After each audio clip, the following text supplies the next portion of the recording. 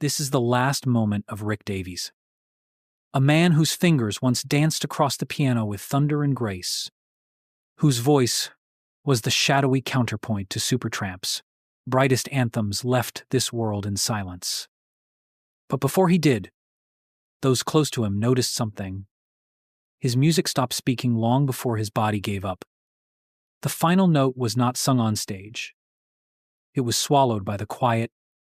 He was never one to chase the spotlight. While other rock legends shouted, Rick whispered through melancholic piano lines, jazz-infused riffs, and lyrics laced with sarcasm and sorrow. But what happens when a man who never wanted to explain himself faces the end? What truths stay unspoken? And why, even after decades of music? Does it feel like Rick Davies took something with him that the world will never recover? The Rick Davies was not just a founding member of Supertramp, and he was Supertramp.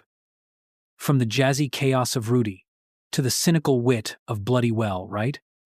His hands shaped the sound of a generation, but behind every tour, every hit, every sold-out arena, there was a man slowly pulling away not just from fame, but from those who built that sound with him. When Roger Hodgson left the band in 1983, many believed it was the beginning of the end.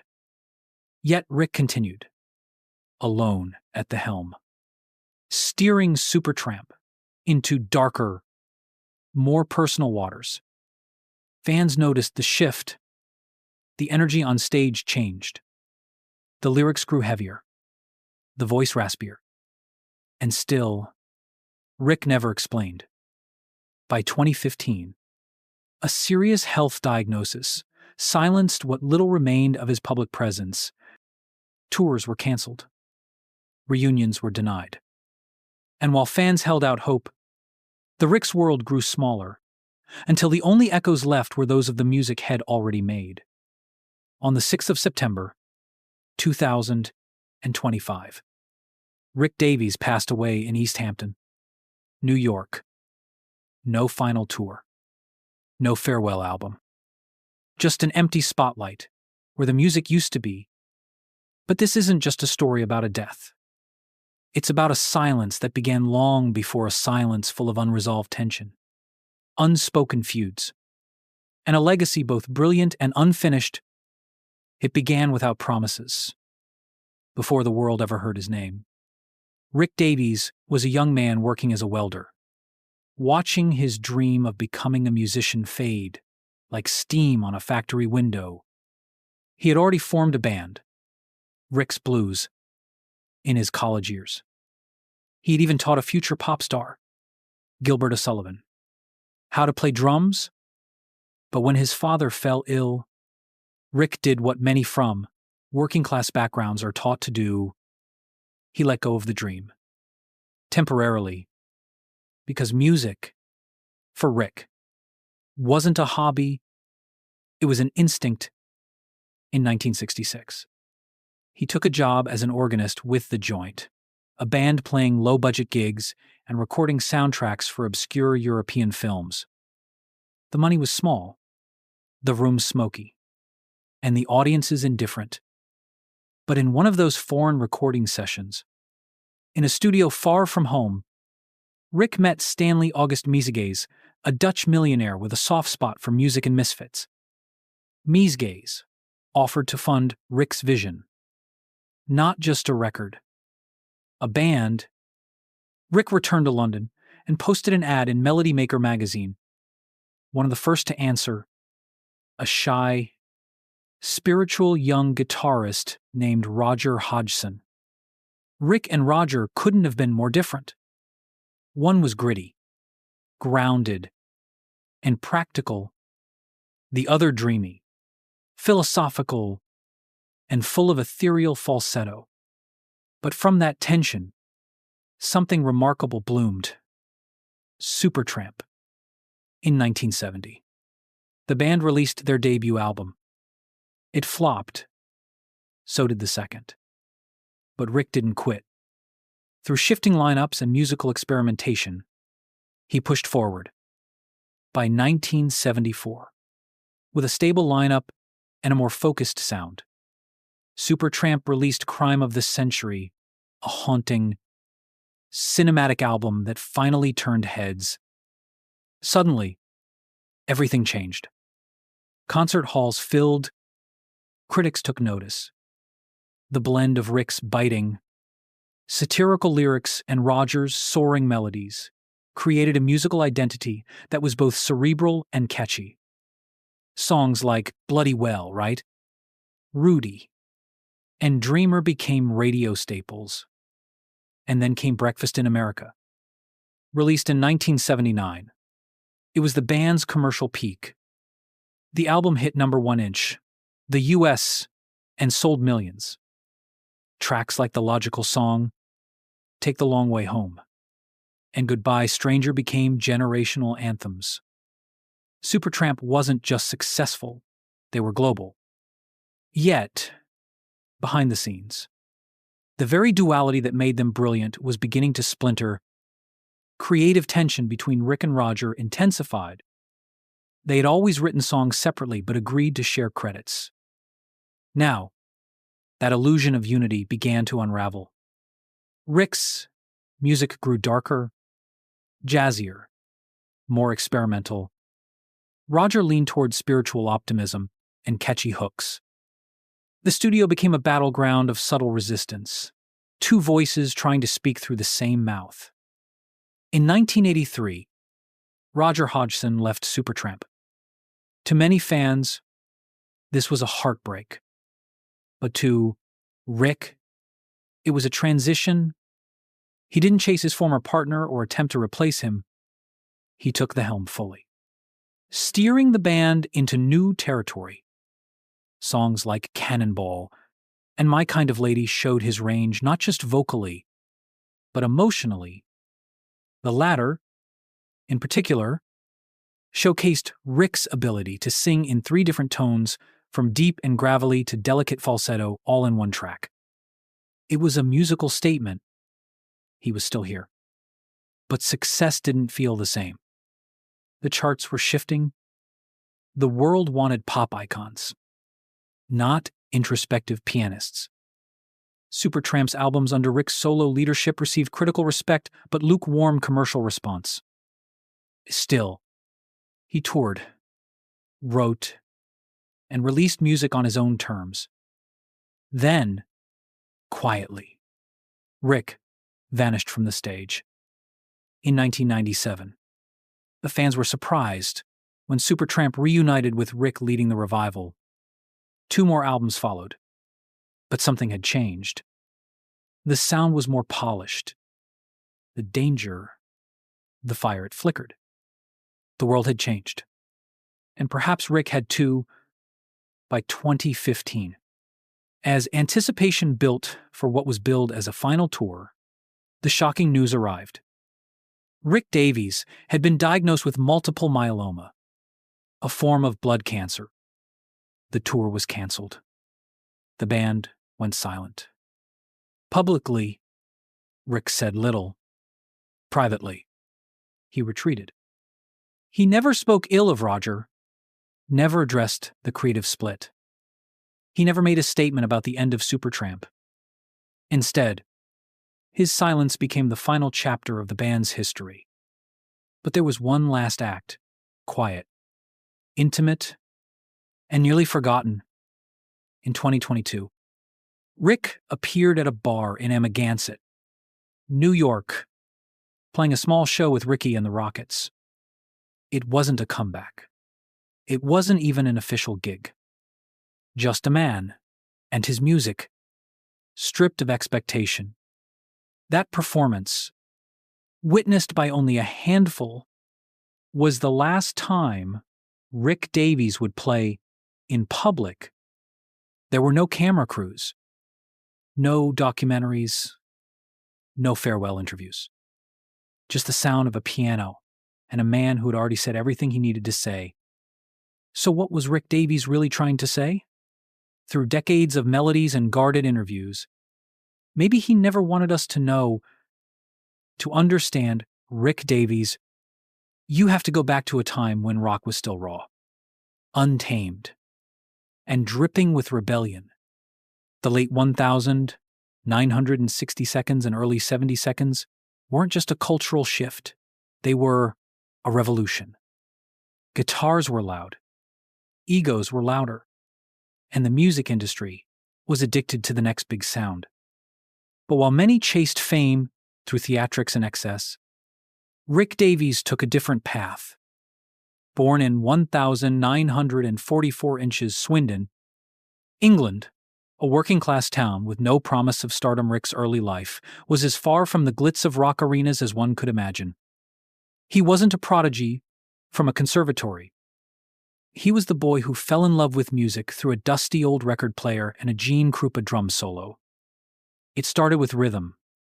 As a child, Rick was fascinated by the cadence of snare drums echoing through the streets during parades. That rhythm became his language first, through percussion, then piano, then songwriting. And unlike others who were groomed for the spotlight, Rick Davies had to teach himself every note, every chord. He built himself from the ground up, brick by brick, beat by beat. By the time he co-founded Supertramp in 1969, he wasn't just forming a band, he was crafting a sound that didn't quite fit anywhere else. It wasn't classic rock. It wasn't jazz. It wasn't pop. It was all of those things, stitched together with irony, wit, and a distinct sense of melancholic distance. Supertramp became the soundtrack of contradiction, biting lyrics hidden under upbeat melodies. Sadness, dressed up in bright suits. This wasn't accidental. Rick Davies, unlike his flamboyant counterpart Roger Hodgson, preferred to stay in the shadows. Hodgson's high-pitched, dreamy vocals soared in songs like The Logical Song and Give a Little Bit. Rick, in contrast, grounded the band with bluesy growls and sardonic storytelling. He wasn't the dreamer. He was the realist, the voice that reminded you the world doesn't always make sense. And yet, behind that gruff exterior, there was mystery. Rick rarely gave interviews. He avoided fame. While other frontmen became icons, Rick became invisible. Even as Breakfast in America conquered charts worldwide in 1979. The Davies stayed backstage content to let the music do the talking. But was that silence a choice or a shield? The world around him was changing. The 1,980 seconds brought synthesizers, MTV, and the glamorization of fame. Supertramp, under Rick's leadership, moved against the grain, embracing complexity in a time of simplicity. And slowly, without public explanation, the band began to fade from the spotlight. Hodgson left, the magic frayed, and Rick, now alone at the wheel, steered Supertramp into more progressive, brooding waters. In doing so, he carved out a legacy that was both respected and misunderstood. Supertramp was never just another rock band. It was a vessel for Rick's duality, an extrovert stage led by an introvert's mind, and that tension, that friction between fame and anonymity, success and silence became the invisible thread woven through his career.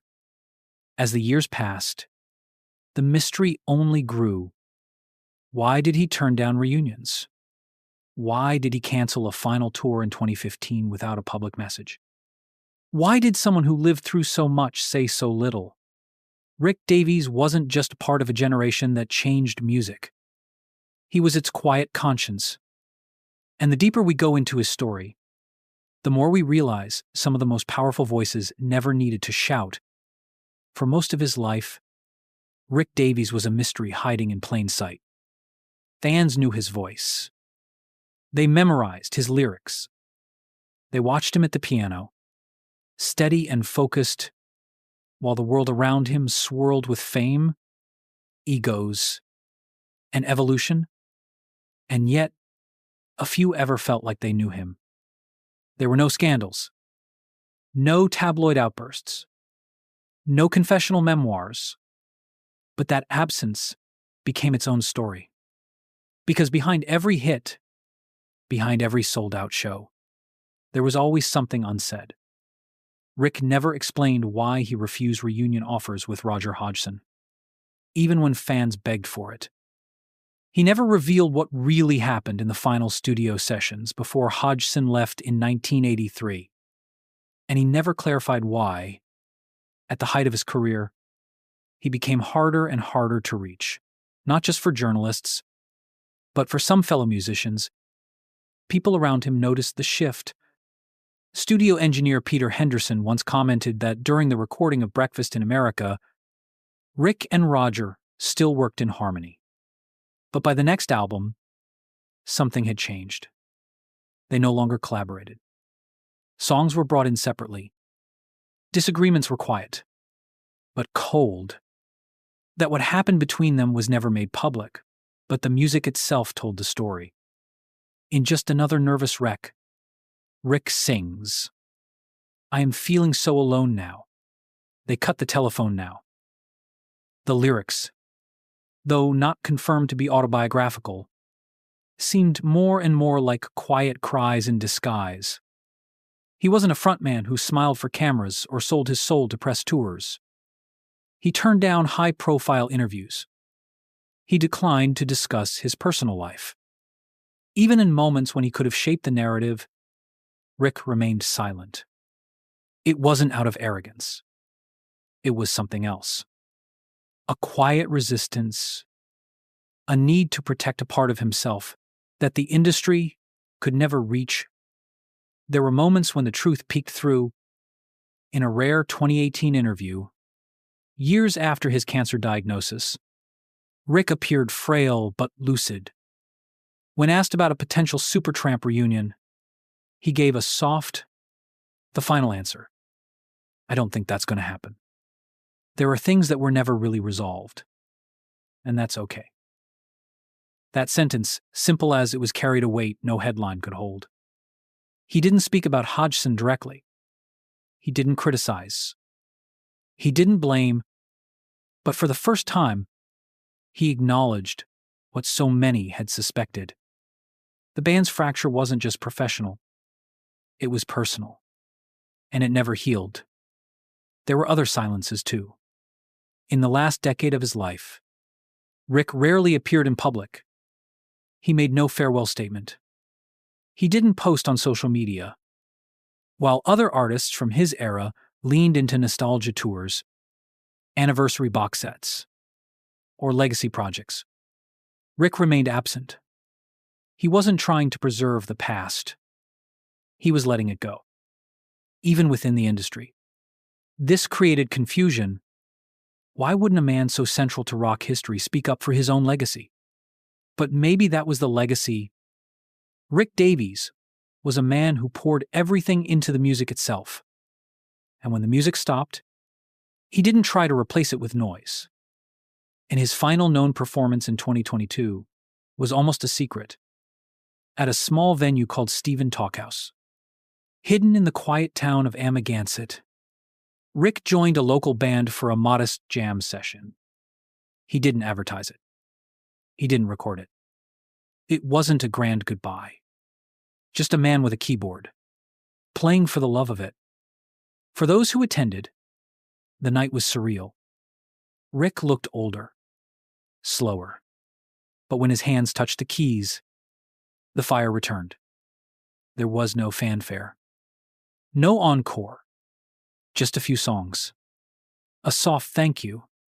And then he was gone. 3 years later, on the 6th of September, 2025, the news quietly broke.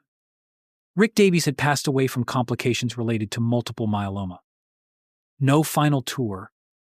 No farewell album. No public statement. But fans noticed something chilling. In his final interviews, he never spoke about legacy. He spoke only of peace. And maybe that's the truth we're left with. Rick Davies didn't leave behind scandal or chaos. And he left behind silence. but it was a silence full of meaning, a refusal to perform one last time just because the world expected it, a decision to exit on his own terms, without applause.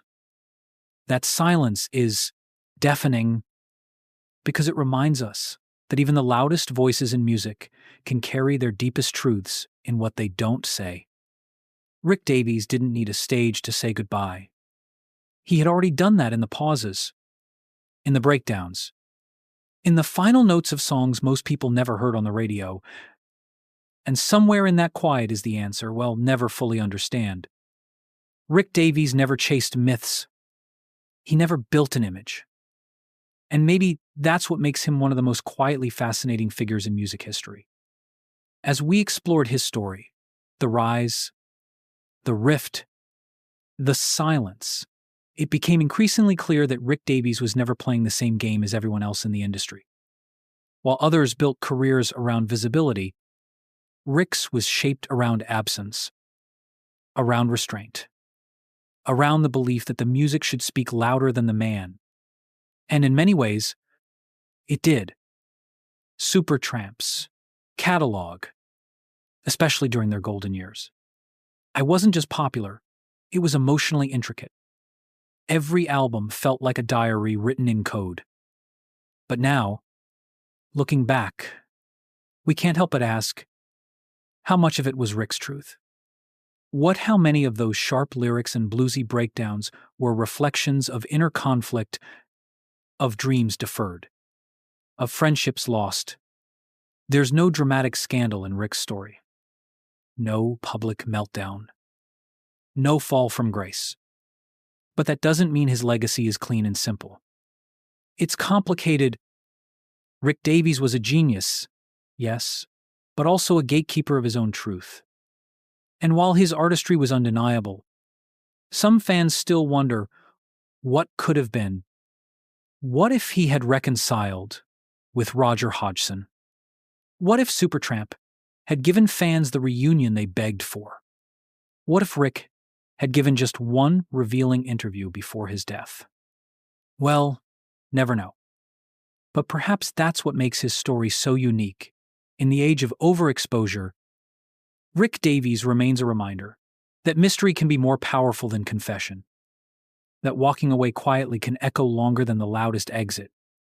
To some, and he was the mastermind who kept Supertramp grounded. To others, he was the reason the band never fully healed. To most, he was simply the man whose voice haunted their youth and whose songs still play in the background of life's most reflective moments. So, here's our take. Rick Davies was a man who gave everything through music and nothing through ego. He didn't need a final tour, a tell-all, or a legacy campaign. His legacy was the music, and maybe, in an era where everyone wants to be remembered loudly, his choice to go quietly is the loudest thing of all. But what do you think? Was Rick Davies a misunderstood genius, a reluctant icon, or a man whose silence masked deeper truths we'll never uncover? Tell us in the comments. Because like every great story in rock history, this one leaves just enough room for your own interpretation. There are stories that end with applause. Spotlights dim, curtains fall, the audience rises. But Rick Davies didn't get that ending. He didn't seem to want it. And maybe that was always the plan. He lived his life like his music. Understated. Layered. Slightly off-center. He never begged to be heard. And yet, his voice has never truly left us. Even now, decades after their prime. Supertramps.